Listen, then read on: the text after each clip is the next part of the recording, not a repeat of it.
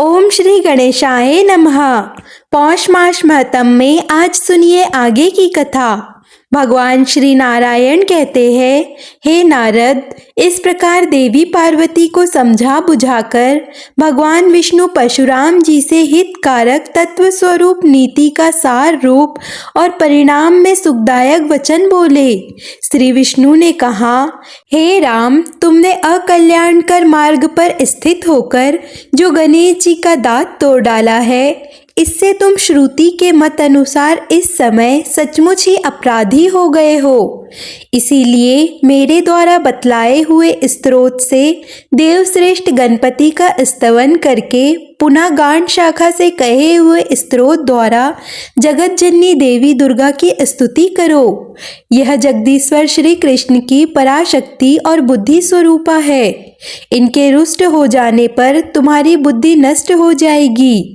ये सर्वशक्ति स्वरूपा है, जगत इन्हीं से शक्तिमान हुआ है। यहाँ तक कि जो प्रकृति से परे और निर्गुण है, वे श्री कृष्ण भी इन्हीं से शक्तिशाली हुए हैं। इस शक्ति के बिना ब्रह्मा भी सृष्टि रचना में असमर्थ है। नारद, ऐसा कहकर भगवान विष्णु शीघ्र वैकुंठ को चले गए।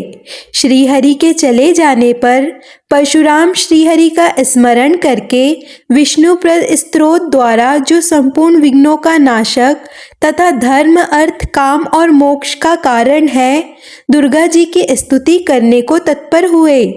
उन्होंने गंगा जी के शुभ जल में स्नान करके धुले हुए वस्त्र धारण किए। फिर अंजलि बांधकर भक्तेश्वर गुरु को प्रणाम किया। फिर आचमन करके दुर्गा जी को सिर झुकाकर नमस्कार किया। उस समय भक्ति के कारण उनके कंधे झुके हुए थे और आंखों में आनंद के आंसू छलक रहे थे। सारा अंग पुलकायमान हो गया था। परशुराम जी ने कहा, प्राचीन काल की बात है, गोलोक में जब परिपूर्णता श्री कृष्ण सृष्टि रचना के लिए उद्धित हुए थे, उस समय उनके शरीर से आपका प्रकटाय हुआ था। आपकी कांति करोड़ों सूर्य के समान थी। आप वस्त्र और अलंकारों से विभूषित थी। शरीर पर अग्नि में तपाए शुद्ध की हुई साड़ी का परिधान था।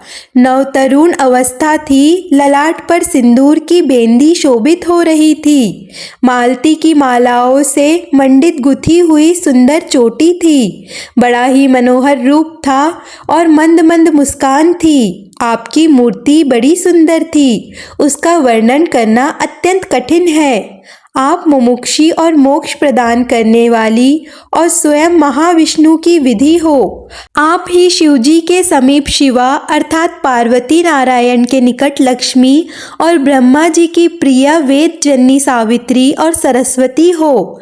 परिपूर्णतम और आनंदमय स्वरूप हो। उन रासेश्वर श्री कृष्ण की आप परम आनंद रूपिणी राधिका हो। देवांगना भी आपके ही कलाश की अंश कला से प्रादुर्भव हुई है।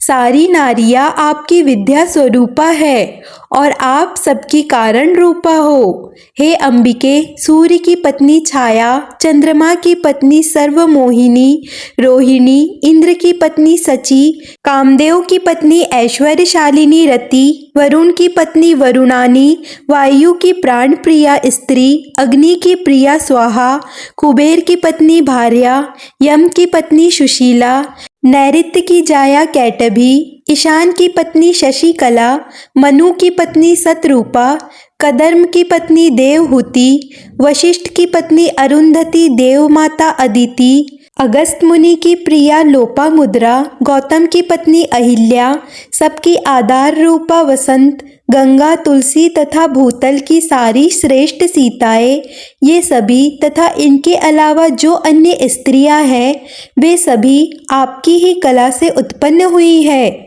आप मनुष्यों के घर में ग्रह लक्ष्मी, राजाओं के भवनों में राजलक्ष्मी, तपस्वी की तपस्या और ब्राह्मणों की गायत्री हो। आप सत्पुरुष के लिए सत्व स्वरूप और दुष्टों के लिए कलह की अंकुर हो। निर्गुण की ज्योति और सगुण की शक्ति आप ही हो। आप सूर्य की प्रभा, अग्नि की दाहिका शक्ति, जल में शीतलता और चंद्रमा में शोभा हो। भूमि में गंध और आकाश में शब्द आपका ही रूप है। आप भूख प्यास आदि तथा प्राणियों की समस्त शक्ति हो। संसार में सबकी उत्पत्ति के कारण सार रूपा स्मृति, मेधा, बुद्धि अथवा विद्वानों की ज्ञान शक्ति आप ही हो। श्री कृष्ण ने शिव जी को कृपा पूर्वक संपूर्ण ज्ञान की प्रसवनी शुभ विद्या प्रदान की थी, वह आप ही हो। उसी से शिव जी मृत्युंजय हुए हैं।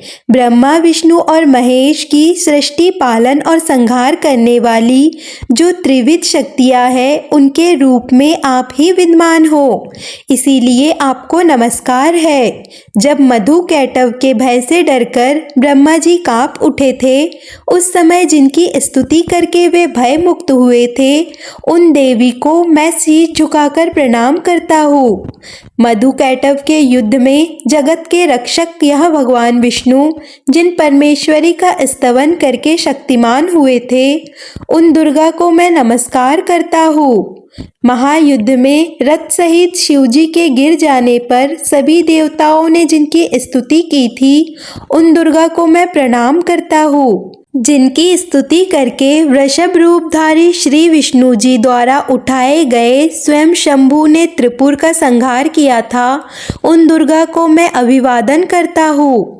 जिनकी आज्ञा से निरंतर वायु बहती है, सूर्य तपते हैं, इंद्र वर्षा करते हैं और अग्नि जलती है, उन दुर्गा को मैं सिर झुकाकर नमस्कार करता हूँ। जिनकी आज्ञा से काल सदा वेग पूर्वक चक्कर काटता रहता है और मृत्यु जीव समुदाय में विचर रहती है, उन दुर्गा को मैं नमस्कार करता हूँ। जिनके आदेश से सृष्टिकर्ता सृष्टि की रचना करते हैं, पालन करता रक्षा करते हैं और संहार करता समय आने पर संहार करते हैं, उन दुर्गा को मैं प्रणाम करता हूँ। जिनके बिना स्वयं भगवान श्री कृष्ण जो ज्योति स्वरूप और निर्गुण है, सृष्टि रचना करने में समर्थ नहीं, उन देवी को मेरा नमस्कार है। हे जगत जननी, रक्षा करो, मेरे अपराध को क्षमा कर दो। भला कहीं बच्चे के अपराध करने से माता क्रोधित होती है? ऐसा कहकर परशुराम जी उन्हें प्रणाम करके रोने लगे। तब देवी प्रसन्न हो गई और शीघ्र ही उन्हें अभय का वरदान देती हुई बोली कि हे वत्स, तुम अमर हो जाओ। बेटा, अब शांति धारण करो। शिवजी की कृपा से सदा सर्वत्र तुम्हारी विजय हो। भगवान श्रीहरि सदा तुम पर प्रसन्न रहे। श्री कृष्ण में तथा कल्याण दत्त गुरुदेव शिव में तुम्हारी सदृष्ट भक्ति बनी रहे, क्योंकि जिनके इष्ट देव तथा गुरु में शाश्वती भक्ति होती है, उन पर अगर सभी देवता भी कुपित हो जाए तो वे भी उसे नहीं मार सकते। तुम तो श्री कृष्ण के भक्त और शंकर जी के शिष्य हो तथा मुझ गुरु पत्नी की स्तुति कर रहे हो। इसीलिए किसकी शक्ति है जो तुम्हें मार सके? जो अनन्य देवताओं के भक्त है अथवा उनकी भक्ति ना करके निरंकुश ही है, परंतु श्री कृष्ण के भक्त है, तो उनका कहीं भी अमंगल नहीं होता। भार्गव, भला जिन भाग्यवान पर बलवान चंद्रमा प्रसन्न है, तो दुर्बल तारागण रुष्ट होकर उनका भला क्या बिगाड़ सकते हैं? सभा में महान आत्मबल से संपन्न सुखी नरेश जिस पर संतुष्ट है, उसका दुर्बल भृत्य वर्ग कुपित होकर क्या कर सकते हैं? ऐसा कहकर देवी पार्वती हर्षित होकर परशुराम जी को शुभ आशीर्वाद देकर अंतःपुर में चली गई। तब तुरंत हरि नाम का घोष गूंज उठा। जो मनुष्य इस कांड शाखा युक्त स्तोत्र का पूजा के समय, यात्रा के अवसर पर अथवा प्रातः काल पाठ करता है, वह अवश्य ही अपनी अभिष्ट वस्तु प्राप्त कर लेता है। इसके पाठ से पुत्रार्थी को पुत्र, कन्यार्थी को कन्या, विद्यार्थी को विद्या, प्रजापति को प्रजा, राज्य भ्रष्ट को राज्य और धनहीन को धन की प्राप्ति होती है। जिस पर देवता, राजा अथवा बंधु बांधव कृत हो जाए, उनके लिए यह सभी इस स्तोत्रराज की कृपा से प्रसन्न होकर वरदाता हो जाते हैं। जिसे चोर डाकुओं ने घेर लिया हो, सांप ने डस लिया हो, जो भयानक शत्रु के चंगुल में फंस गया हो या फिर व्याधिग्रस्त हो, वह इस स्तोत्र के स्मरण मात्र से मुक्त हो जाता है। राजद्वार पर, शमशान में, कारागार में, बंधन में पड़ा हुआ तथा आघात जल राशि में डूबा हुआ मनुष्य इस स्तोत्र के प्रभाव से मुक्त हो जाता है। स्वामी भेद, पुत्र भेद तथा भयंकर मित्र भेद के अवसर पर इस स्तोत्र के स्मरण मात्र से निश्चय ही अभिषेक की प्राप्ति हो जाती है। जो स्त्री वर्ष पर्यंत भक्ति पूर्वक दुर्गा जी का भली भांति पूजा करके हविष्यान खाकर इस स्तोत्र राज को सुनती है, तो वह अगर महाबाध्य हो तब भी प्रसव वाली हो जाती है। उसे ज्ञानी और चिरंजीवी दिव्य पुत्र प्राप्त होता है।